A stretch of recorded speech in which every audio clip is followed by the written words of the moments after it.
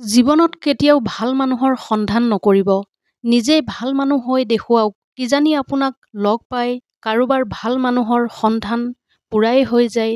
সময় এখন বুৱতী নদীৰ দৰে। আমি একেখিনি পানীকে দুবাৰ সেৱন কৰিব নোৱাৰোঁ, কিয়নো যি সোঁত বৈ গৈছে সেয়া কেতিয়াও ঘূৰি নাহে। কেৱল মৃত্যু হোৱা মাছকহে নদীৰ সোঁতে উটুৱাই নিয়ে। যাৰ জীৱন থাকে তেওঁ নিজৰ ৰাস্তা নিজেই তৈয়াৰ কৰে। নিজ ভালে জগত ভাল, সেইটো সম্পূৰ্ণ মিছা কথা। আপুনি যিমানেই ভাল হ'ব, মানুহে আপোনাক সিমানেই ঠগি যাব। যি আপোনাক ব্যক্তিগতভাৱে নাজানে তেওঁলোকৰ কথাও ব্যক্তিগতভাৱে নল'ব। জীৱনত যদি কেতিয়াবা জটিল পৰিস্থিতি আহে, উদাস নহ'ব। মনত ৰাখিব, জটিল চৰিত্ৰ কেৱল ভাল অভিনেতাকহে দিয়া হয়। সফল তেওঁলোক নহয় যি নিজৰ শত্ৰুৰ সন্মুখত জয়ী হয়। সফল তেওঁলোকহে যি নিজৰ ইচ্ছাৰ ওপৰত জয়ী হয়। নিজৰ মনটোক এইটো নক'ব যে আপোনাৰ দুৰ্বলতা কিমান, কিন্তু আপোনাৰ দুৰ্বলতাক এইটো কওক যে আপোনাৰ মনটো কিমান বিশাল। জীৱনত তিনিটা কথা মনত ৰাখিব। ১. যি আপোনাক সাহায্য কৰে তেওঁক কেতিয়াও পাহৰি নাযাব। ২. যি আপোনাক ভাল পায় তেওঁক কেতিয়াও ঘৃণা নকৰিব। ৩. যি আপোনাক বিশ্বাস কৰে তেওঁক কেতিয়াও প্ৰবঞ্চনা নকৰিব। এইটো বাস্তৱ সত্য যে যাৰ মনটো ভাল হয় তেওঁৰেই কপাল বেয়া হয়। সুখত থকাটোৱেই জীৱনৰ সাৰ্থকতা নহয়, কাৰোবাক সুখত ৰাখিব পৰাটোৱেই হ'ল জীৱনৰ প্ৰকৃত সাৰ্থকতা। কিছুমান ভুলে মানুহক অনেক শিক্ষা দিয়ে, কিছুমান কষ্টই মানুহৰ হৃদয় শিলৰ দৰে কঠিন কৰি তোলে, আৰু কিছুমান বাস্তৱতাই মানুহক বহুত বেছি সলনি কৰি দিয়ে।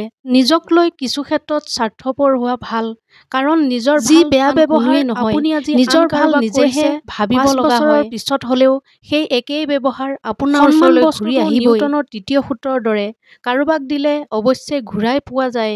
তিনিজনক কেতিয়াও ক্ষমা নকৰিব। ১. যি ভাল নাপায় কিন্তু ভালপোৱাৰ অভিনয় কৰে। ২. যি বন্ধুত্বৰ সুযোগ লৈ বেইমানি কৰে। ৩. যি বিশ্বাসৰ মৰ্যাদা দিব নাজানে।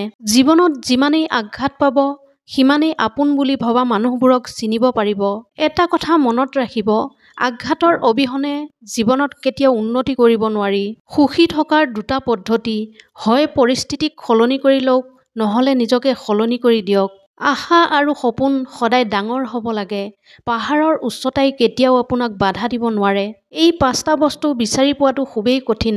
নিজৰ মনটোৰ সৈতে মিলা এজন মানুহ, নিষ্পাপ এটা মন, কষ্টৰ সমভাগী হোৱা এজন নিস্বাৰ্থ ভালপোৱা আৰু বিশ্বাসী মানুহ। কিতাপৰ পৰা মানুহে যি শিক্ষা লাভ কৰে তাতোতকৈ বেছি শিক্ষা জীৱনৰ কিছু অভিজ্ঞতাই দিয়ে। তিনিটা বস্তু কেতিয়াও নেহেৰুৱাব, শান্তি, আশা আৰু সততা।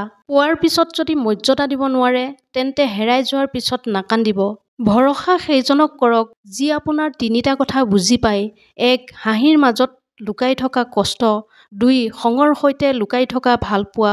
৩. মৌন থকাৰ কাৰণ। তিনিটা বস্তু কেতিয়াও ঘূৰি নাহে, সময়, মুখৰ পৰা ওলোৱা কথা আৰু সুযোগ। পৃথিৱীৰ সকলোতকৈ ঠুনুকা বস্তুটো হৈছে মানুহৰ মন। এইটো ভাঙিবলৈ কোনো হাতুৰিৰ প্ৰয়োজন নহয়। মুখৰ পৰা ওলোৱা কিছুমান অৱহেলিত ভাষাই যথেষ্ট। কিছুমান মানুহক বুজোৱাৰ ক্ষমতা আমাৰ নাই, সেইবাবে নিজে আঁতৰি যোৱাটোৱেই বুদ্ধিমানৰ কাম। সম্পৰ্ক ধৰি ৰখাৰ ইচ্ছা যদি দুয়োপক্ষৰ ফালৰ পৰা থাকে তেতিয়া কোনো সম্পৰ্কই ভঙাটো সম্ভৱ নহয়। নিজকে এইদৰে তৈয়াৰ কৰক যে যি আপোনাক এৰি থৈ আঁতৰি গৈছে তেওঁ যাতে আপোনাৰ জীৱনলৈ ঘূৰি পুনৰ আহিব নোৱাৰে, আফচোচ কৰে। জীৱনৰ 5টা সত্য। ১. মাতৃতকৈ কোনেও বেছি ভাল পাব নোৱাৰে। ২. দুখীয়াৰ কোনো বন্ধু হ'ব নিবিচাৰে।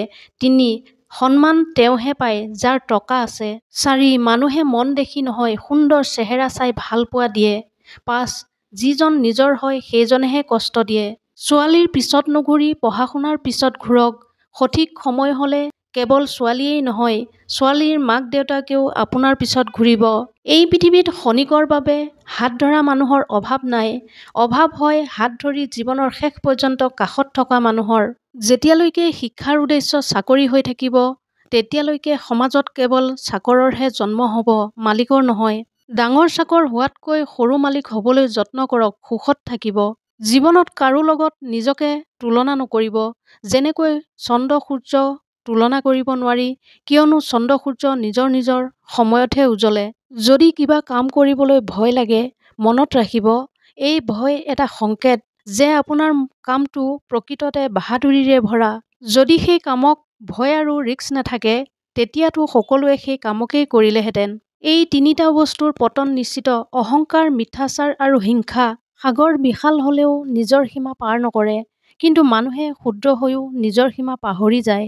পৰিস্থিতি আমাৰ বাবে সমস্যা হৈ থিয় নিদিয়ে, কিন্তু যেতিয়া পৰিস্থিতিৰ সৈতে মোকাবিলা কৰিব নোৱাৰে, তেতিয়া সেই পৰিস্থিতিয়ে সমস্যা হৈ থিয় দিয়ে। অকলে থাকিলে নিজৰ বিচাৰ বিবেচনাক নিয়ন্ত্ৰণত ৰাখিব আৰু মানুহৰ মাজত থাকিলে মুখখন নিয়ন্ত্ৰণত ৰাখিব। যদি পাৰ হৈ যোৱা সময় ভাল আছিল সেয়া স্মৰণীয়, আৰু যদি পাৰ হৈ যোৱা সময় দুৰ্ভিক্ষ, তেন্তে সেয়া কেৱল এটা অনুভৱ, এটা অভিজ্ঞতা।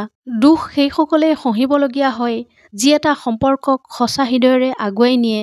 মতলীয়া বা স্বাৰ্থপৰ হোৱাটো মানুহৰ এটা স্বভাৱ। যিদৰে বৰষুণ এৰাৰ পিছত ছাতিটো বোজা হৈ পৰে। তিনিটা বস্তু খুবেই দামী: ভালপোৱা, আত্মবিশ্বাস আৰু বন্ধুত্ব। কোৱা হয় প্ৰেমৰ আৰম্ভণি চাৰি চকু মিলনেৰে হয়, কিন্তু এটা কথা মনত ৰাখিব, প্ৰেমৰ দামো চকুলোৰে দিব লগা হয়।